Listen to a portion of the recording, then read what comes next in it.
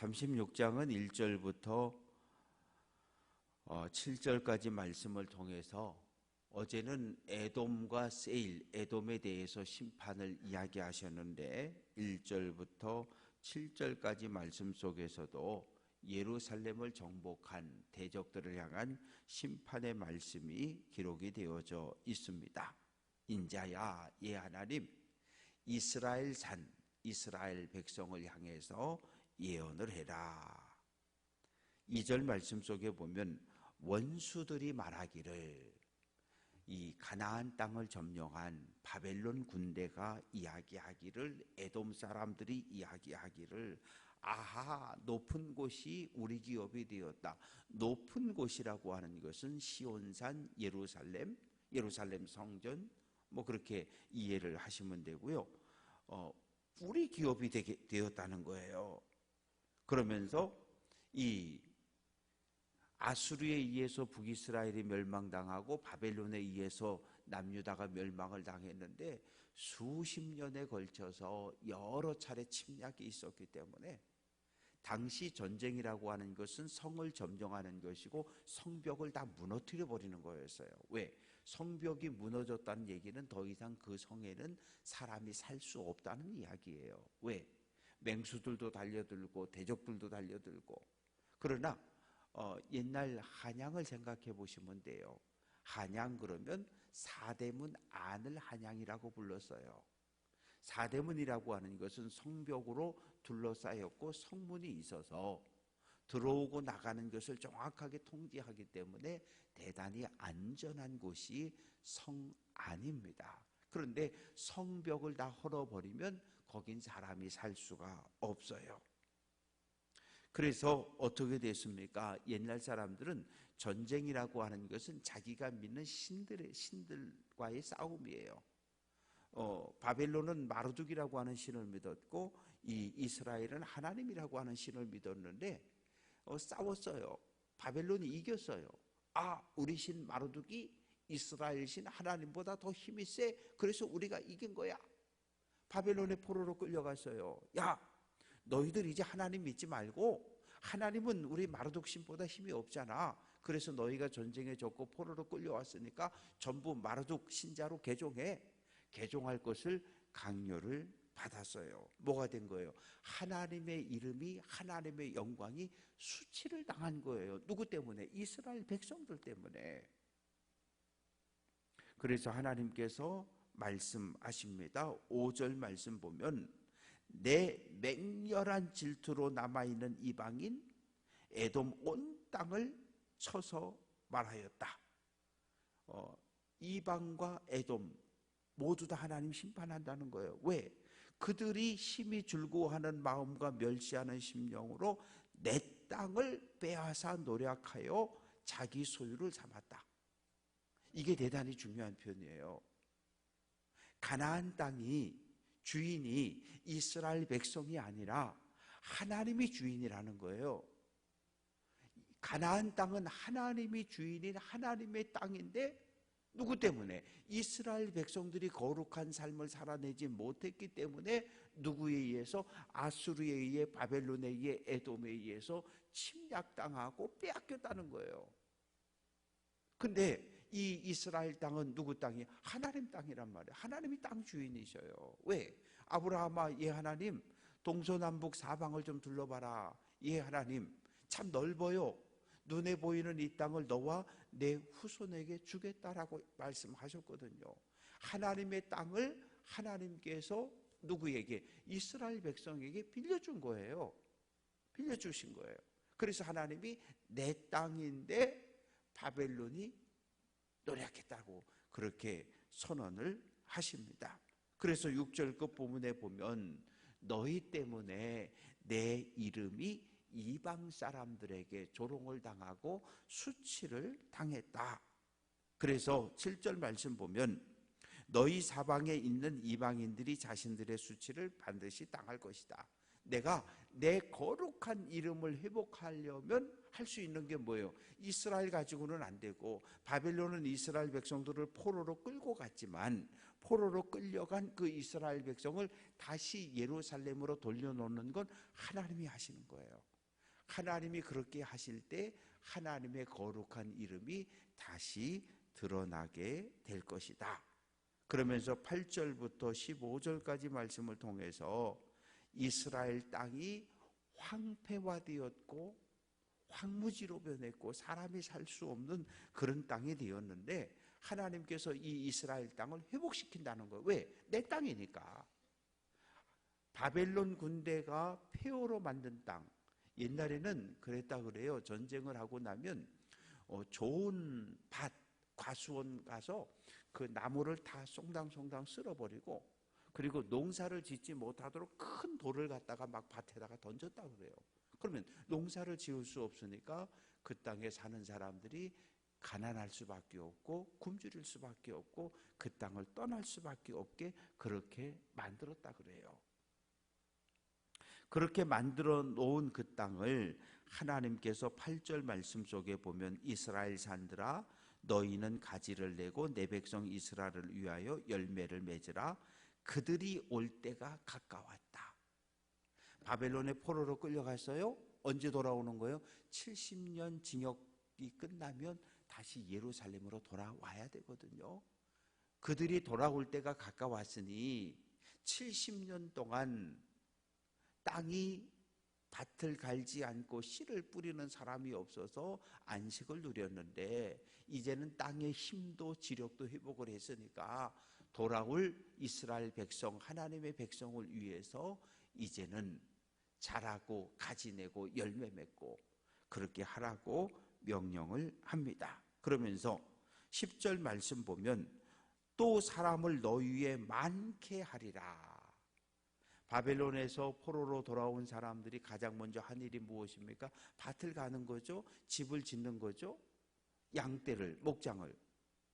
그렇게 해서 점점점 11절 말씀 보면 예루살렘의 이스라엘의 사람과 짐승의 숫자가 점점점 많아지게 될 것이고, 12절 그들은 내 백성 이스라엘이라 그들은 너를 얻고 너는 그 기업이 되어 다시는 그들이 그 자식들을 잃어버리지 않게 될 거라는 거예요. 하나님께서 이스라엘을 향하여 내 백성이라고 그렇게 말씀을 하십니다. 그런데 바벨론 사람들은 말하기를 13절 너는 사람을 삼키는 자요 내 나라 백성을 제거한 자라. 이건 무슨 말인가 하면, 예루살렘의 이스라엘 땅이 예루살렘의 이스라엘에 살고 있는 백성들을 삼키는 자라는 거예요. 삼킨다는 얘기는 두 가지인데, 첫째는 전쟁으로 인해서 많은 사람이 죽었어요.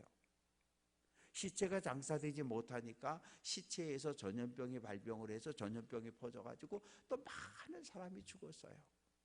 그리고 많은 사람이 포로로 끌려갔어요. 그 이야기를 하는 거예요.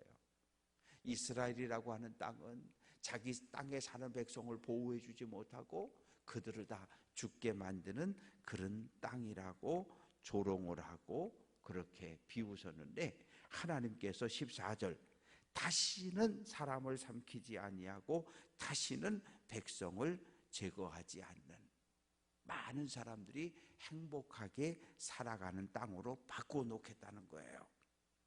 그러면서 이제 16절부터 마지막 절까지 말씀 속에서 하나님께서 하나님의 땅을 내 땅이라고 말씀하시고 그 땅을 회복시켜 놓으셨잖아요. 그러면 이제 거기 누가 와 살아야 되잖아요. 그럼 어떤 사람들이 들어와서 살 수 있을까요?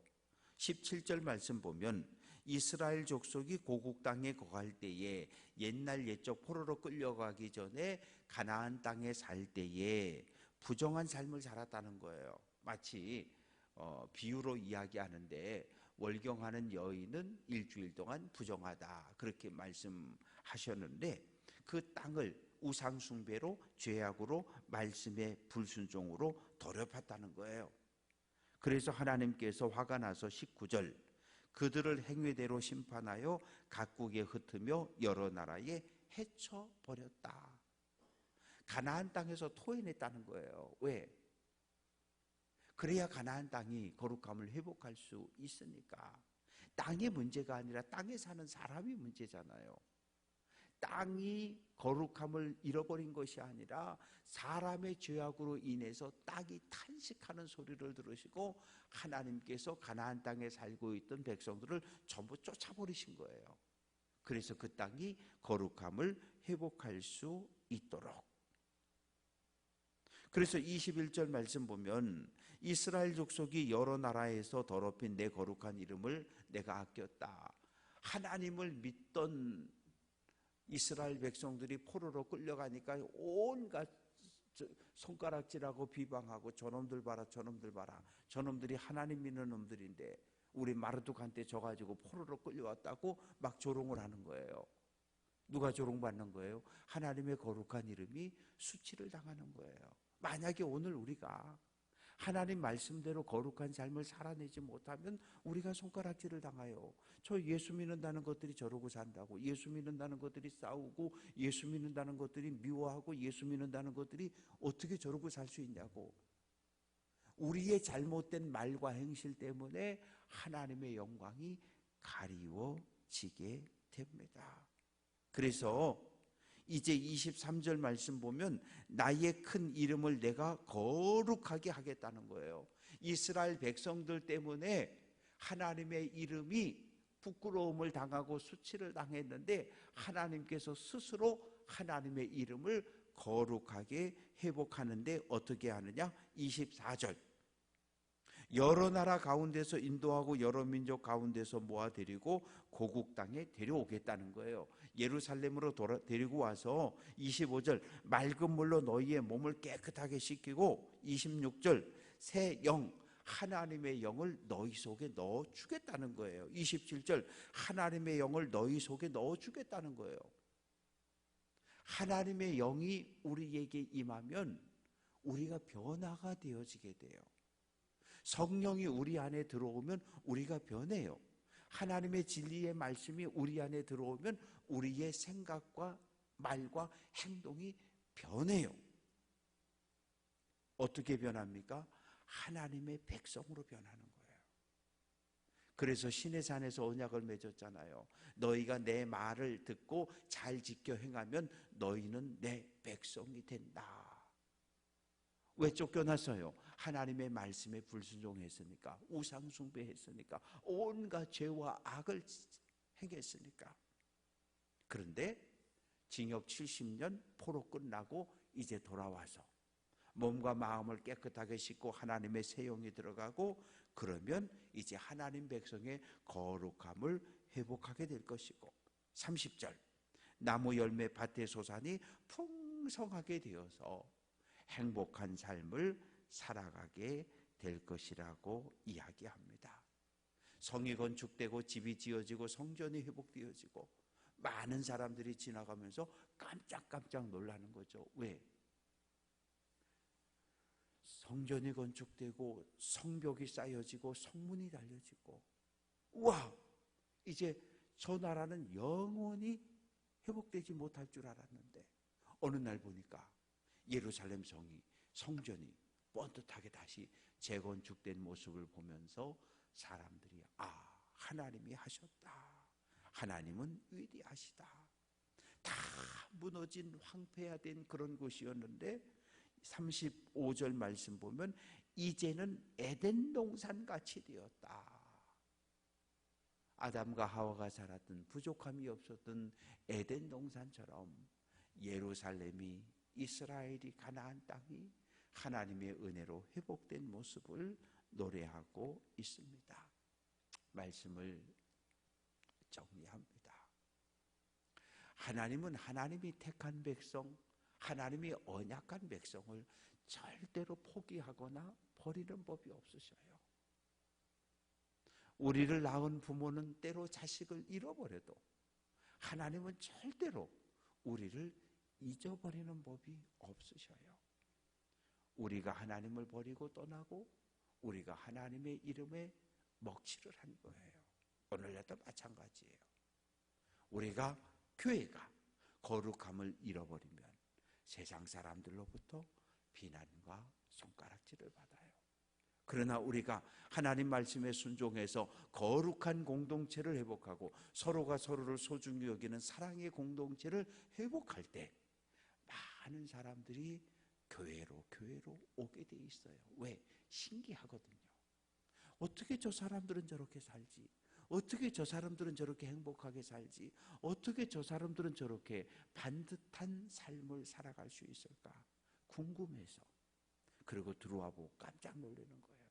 아, 교회가 이런 곳이구나. 아, 이래서 예수를 믿어야 되는구나. 정말 하나님은 위대하신 분이구나. 우리의 삶을 통해서 하나님의 거룩함을 드러낼 수 있는 귀한 성도들 될 수 있기를 주님의 이름으로 축원합니다.